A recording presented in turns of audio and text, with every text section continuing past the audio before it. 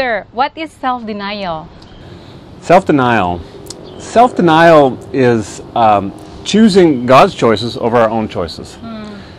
Self is the problem in the Christian life. Self is what makes us want to do our own thing, to choose our own choices, to go our own way, to indulge ourselves. We like self-indulgence. By nature, we like self-indulgence, and we don't like self-denial. Self-denial is hard. Self-denial is uncomfortable.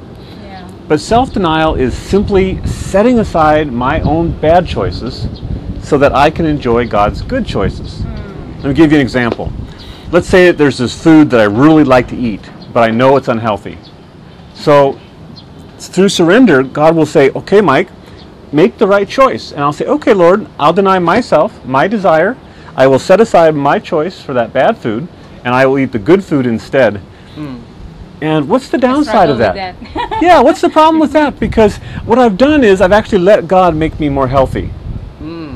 And so that's what's so important about self-denial. That's what it is. Giving God our choices so that He can give us the good thing He wants to give us instead. Does that mean that, being young, I feel that we have rights. We have our human rights. Right. To be happy, to be successful, to make lots of money and all of this. And sometimes people, or in the church, they say it's bad and we should deny ourselves. How does that?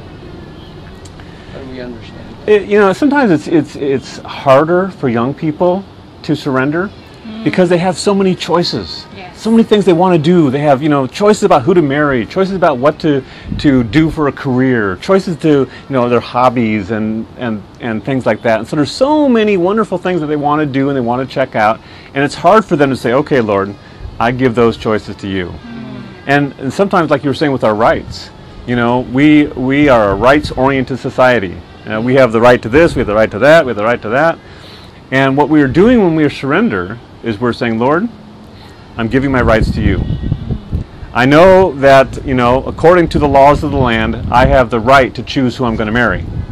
But what I'm saying in surrender is I'm saying, Lord, I deny myself that right, and I let you choose who you want me to marry.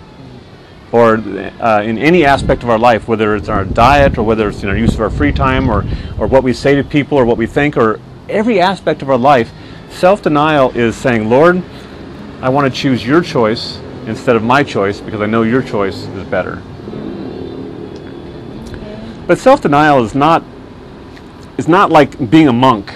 Sometimes people say self-denial is going out into a monastery and just denying yourself, but that's actually selfish. Because what God is asking us to do is to deny ourselves for the good of others. In other words, God isn't calling us to go off into a monastery and cloister ourselves. God is calling us to live in the world as one among them, but as not one of them, so that we can be a blessing to them, so that we can use our time and our energy to work for their good. Because ultimately, God's goal is to save as many people for eternity as possible. That's His purpose in life. That's His purpose in this world. And so, shouldn't that be our purpose too? Yeah. Shouldn't we be willing to say, Lord, take all of my life and use it to do this same wonderful work of denying self for the good of others? That's why Paul could say, I will very gladly spend and be expended for your souls.